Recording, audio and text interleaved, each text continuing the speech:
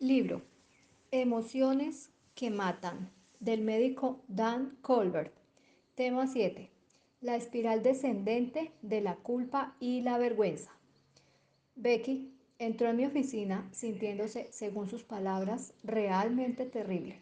Becky tenía entonces 35 años y era editora de una pequeña revista. Un empleo con mucho estrés y fechas de entrega apremiantes. La compañía para la que trabajaba era muy desorganizada y su oficina solía ser un caos. El dueño tenía una disposición muy volátil y ante la menor provocación perdía el control y despedía a quien tuviera ante sus ojos. Los años de caos emocional habían cobrado su precio en la salud de Becky. La mayoría de sus amigos habían perdido su empleo o sufrido la tensión del abuso emocional en el lugar del trabajo. Su jefe muchas veces había ignorado a Becky en oportunidades de ascenso, que solo daba a las mujeres dispuestas a salir con él u ofrecerles favores sexuales. En cuanto a Becky, el hombre solamente parecía conocer la crítica dura y denigrante. Becky sentía mucho resentimiento y amargura hacia este hombre. Lo culpaba por una cantidad de dolencias. También sentía vergüenza porque tenía sobrepeso y no era atractiva. Sentía gran humillación cada vez que su jefe pasaba junto a ella, porque la expresión del rostro del hombre, sus palabras y su rechazo mostraban obvios sentimientos de desaprobación. En realidad, se sentó en mi consultorio con un enorme suéter, envolviéndola como un cobertor, ocultando su cuerpo por completo. Admitió que esta era una costumbre de toda la vida. El diagnóstico de Becky era esclerosis múltiple. Luego de hablar largamente con Becky, no pude sino llegar a la conclusión de que su dolencia estaba en parte ligada al torbellino emocional de su vida. Antes de poder encontrar ayuda efectiva para su mal físico, necesitaba sanar de sus heridas emocionales. No solamente sentía amargura ante su situación laboral, sino que además sentía mucha vergüenza, que es una emoción realmente tóxica. La vergüenza, por definición formal, es un doloroso sentimiento de haber perdido el respeto de los demás a causa de una conducta inapropiada, un pecado o por el haber sido etiquetado como incompetente. Surge del deshonor o de la desgracia, que produce cualquier cosa que sea lamentablemente desafortunada o escandalosa. Subtítulo: La culpa y la vergüenza crónicas pueden llevar a la depresión. Nuestra razón principal para tratar el tema de la culpa y la vergüenza en este libro es la siguiente. Estos dos estados se asocian comúnmente con la depresión mayor. La depresión situacional es, por lo general, resultado de una pérdida mayor en la vida de una persona. Puede ser su cónyuge, un hijo, el matrimonio, el empleo, la casa o alguna otra pérdida importante. La culpa y la vergüenza tienen su raíz en lo que no debiera haber ocurrido y también en lo que sí ocurrió. La culpa es un sentimiento doloroso de autorreproche por haber hecho algo que reconocemos como inmoral o malo, un crimen o un pecado.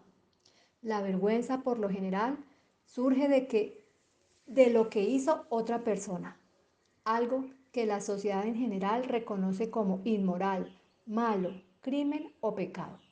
La vergüenza es el reflejo que tiene la víctima de una mala conducta de un abusador. La culpa y la vergüenza evocan respuestas diferentes en nosotros. La vergüenza suele crear sentimientos de profunda pena y tristeza, además de falta de autovalía. La culpa produce cierta cantidad de enojo, porque nos sentimos atrapados por haber caído o por ser víctima de nuestros defectos y debilidades. En ambas emociones, sin embargo, puede llegarse al resultado de sentirse sin valía o sin valor, sin esperanza, sin utilidad alguna. Estos sentimientos, a su vez, pueden llevar a la depresión, el enojo, la ansiedad y una variedad de otras emociones tóxicas que estimulan una respuesta de estrés. Muchas personas vinculan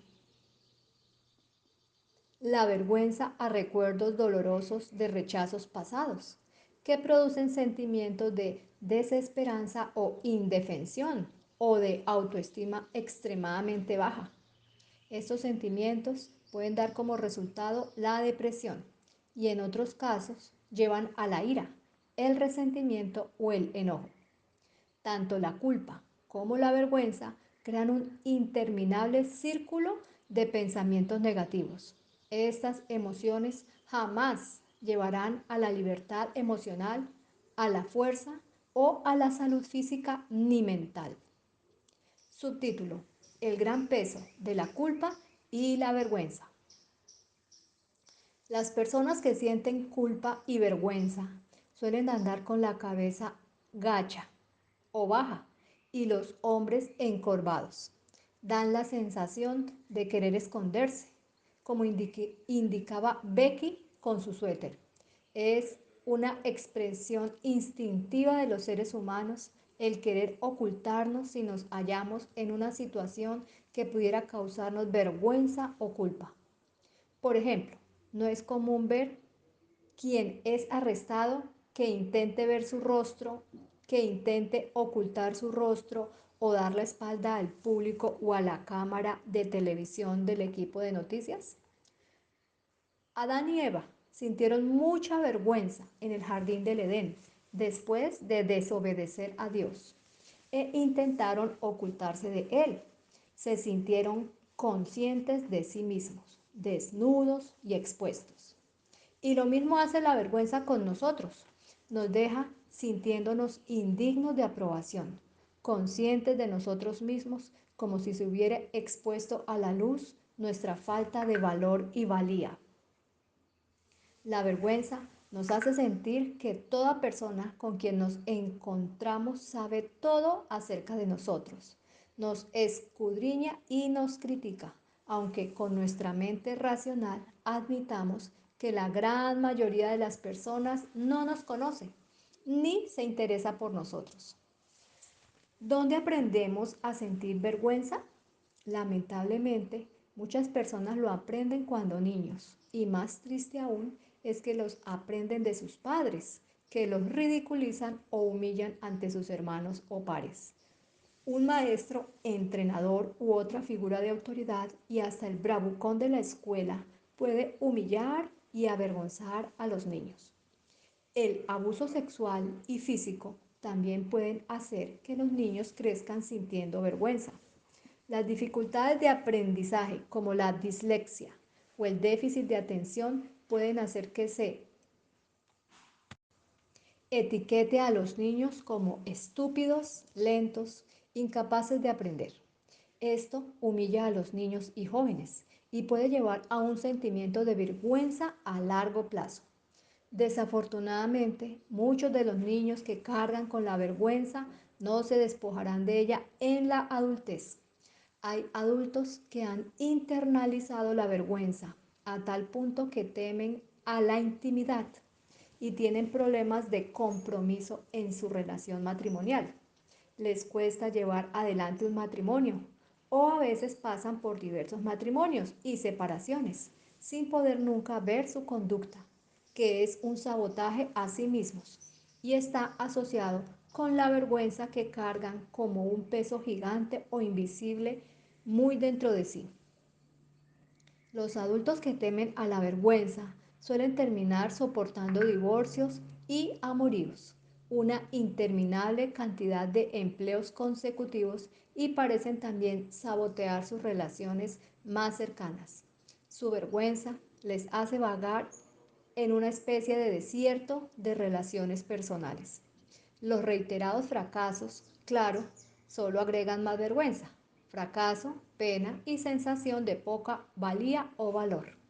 Muy dentro de sí, la persona con vergüenza siente que sinceramente es indigna de amor o de atención por parte de otro.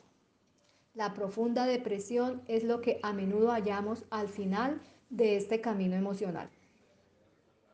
La vergüenza también puede llevar al abuso de drogas, al alcoholismo o desórdenes alimentarios y al juego compulsivo, además de otras conductas compulsivas.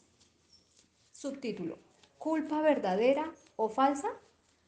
Millones y millones de personas de nuestra nación sufren de tremenda culpa por decisiones del pasado o abusos como amoríos, abortos, abuso sexual, violaciones y otras circunstancias.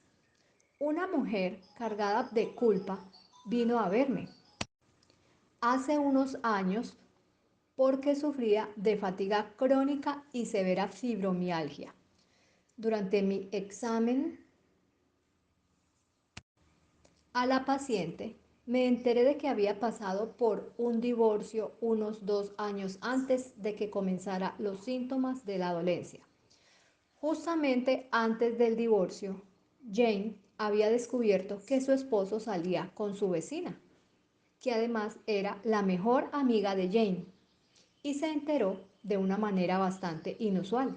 El marido de su mejor amiga se enteró primero y vino a la casa de Jane a buscar a su esposo. Cuando lo encontró, le dio tal paliza que el hombre terminó en la unidad de terapia intensiva de un hospital cercano durante un par de semanas. Jane, dedicada esposa, visitaba el hospital a diario para cuidar a su marido sin entender por qué el vecino lo había atacado. Después de 2 semanas, un día fue al hospital como siempre y encontró que su esposo ya no estaba. Les preguntó a las enfermeras y ellas le dijeron que su novia había venido a buscarlo cuando le dieron de alta. Jane enseguida comenzó a atar cabos y cuando se dio cuenta de lo que pasaba, sintió tremenda humillación y vergüenza. En lugar de considerar que su esposo era un despreciable bandido, Jane me dijo que se sentía culpable. Sentía que si hubiese sido más delgada, que si hubiese sido más atractiva, su esposo no la habría dejado por la amiga, que era más delgada y más atractiva que ella. Le expliqué a Jane la diferencia que hay entre la culpa verdadera y la culpa falsa. La culpa verdadera viene cuando hemos hecho algo que sabemos que está mal y sentimos remordimiento por haberlo hecho, o al menos porque nos hayan atrapado haciéndolo. La culpa falsa surge cuando no hemos hecho nada malo, sino que no hemos sido socios inadvertidos sino que hemos sido socios inadvertidos en el crimen, pecado o mala acción. La falsa culpa consiste en abrogarse una culpa que le pertenece a otra persona. Esto se llama personalización y es uno de los 10 tipos de creencia negativa en la vida o de distorsión cognitiva. Con la culpa verdadera necesitamos perdonar a quien nos hizo daño, pedir perdón a Dios y luego perdonarnos a nosotros mismos por la participación que hayamos tenido. Con la culpa falsa necesitamos reconocer que no hicimos nada malo, pedirle a Dios que nos ayude a caminar en libertad con respecto a quien pecó, perdonar a la persona que nos lastimó para poder verdaderamente andar sin cargas en nuestras emociones. Jane decidió reconocer su falsa culpa, perdonar a su esposo y a su mejor amiga y sanar emocionalmente. Este proceso no se dio de la noche a la mañana. Rara vez sucede así. El perdón y la liberación fueron un proceso que llevó unos 3 meses. Pero cuando se completó este programa y proceso, Jane estaba asombrada porque tanto su fibromialgia como su fatiga crónica habían desaparecido. Subtítulo: Cerebro versus corazón. Como sucede con todas las emociones tóxicas y dañinas, la depresión que viene de la culpa o la vergüenza es principalmente cuestión del corazón. La mayoría de nosotros, sin embargo, no escuchamos nuestros corazones, solamente escuchamos a nuestro cerebro. El cerebro es el capataz del cuerpo, el que controla las tareas y nunca descansa. Está diseñado para estar en algún nivel de alerta en todo momento. Aun cuando soñamos, el cerebro intenta discernir percepciones y emociones y encontrar sentido para que la persona pueda responder con diligencia.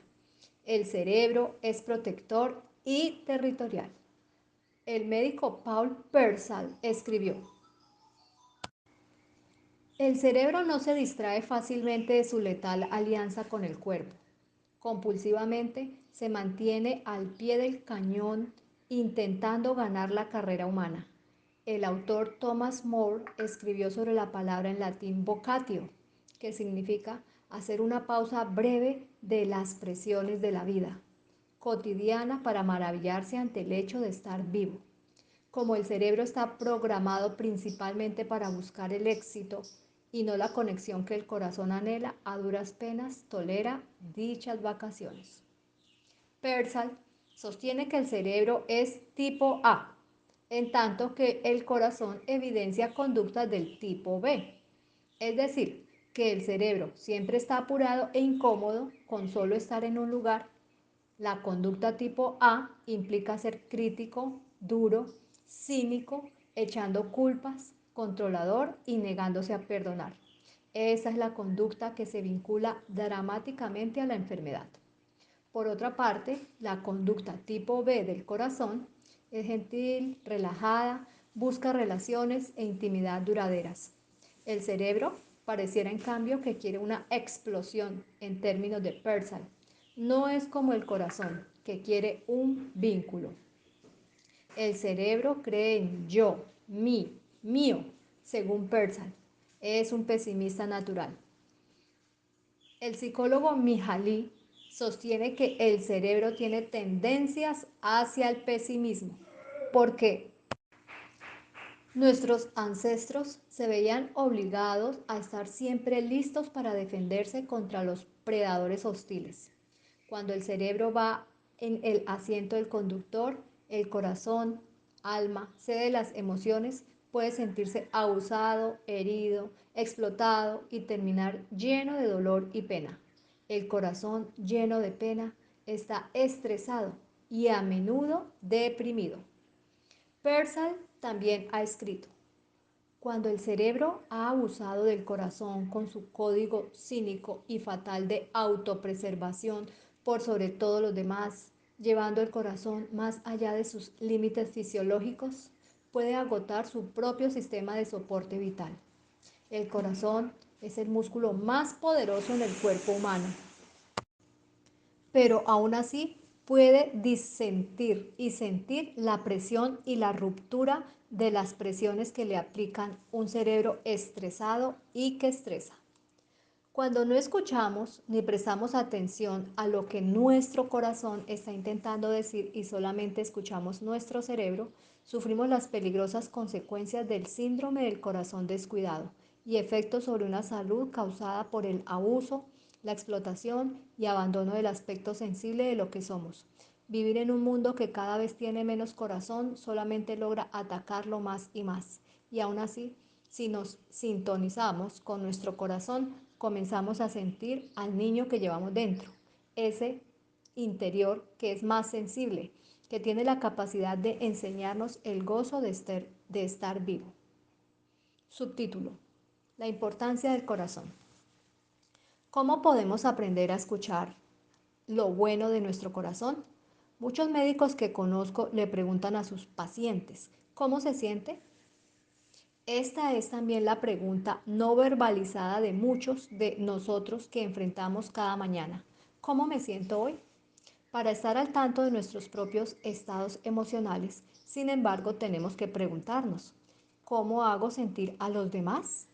Si hemos de ser realmente objetivos y sinceros con nosotros y llegamos a la conclusión de que parece que hacemos sentir a los demás enojados, heridos, controlados o presionados, entonces es muy probable que seamos del tipo que se deja llevar por un cerebro y estamos dejando de escuchar nuestro lado humano y el espíritu y al corazón de quien es ante nosotros este. Creo que es muy importante que reconozcamos los sentimientos de culpa o vergüenza en nuestro corazón. Es la llave que abre la puerta de la salud y la plenitud. La Biblia dice, el corazón conoce la amargura de su alma y extraño no se entremeterá en su alegría. Proverbios 14:10.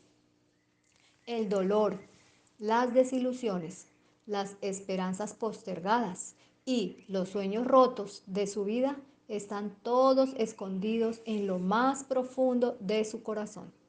Una persona puede sanar de la depresión cuando llega a entender el ataque que el cerebro ha cometido contra su corazón.